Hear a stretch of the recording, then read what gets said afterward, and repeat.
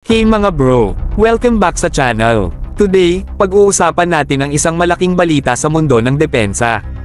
Ang Biden administration ay nagdesisyon na pansamantalang ihinto ang deliveries ng Patriot at National Advanced Surface-to-Air Missile Systems, o NASAMS interceptors para sa lahat ng bansa maliban sa Ukraine at Taiwan. At oo, apektado rin dito ang Philippine Air Force natin.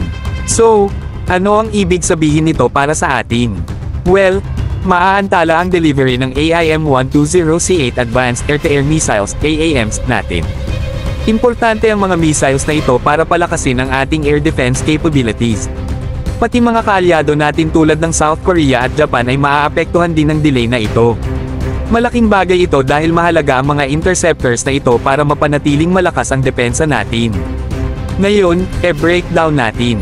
Ang Patriot at NASAMS systems ay ilan sa mga pinaka-advanced na surface-to-air missile systems ngayon. Dinisenyo ang mga ito para matukoy, masubaybayan, at masira ang mga paparating na banta tulad ng missiles at aircraft. Sa pag-prioritize ng deliveries sa Ukraine at Taiwan, gumagawa ang US ng isang estratehikong desisyon para palakasin ang mga rehiyong ito sa gitna ng tumataas na tensyon. Sana all, ano naman kami US. Ngunit, nag-iiwan ito ng ibang mga kaalyado, kasama tayo, na mas matagal maghihintay para sa mga critical defense assets na ito.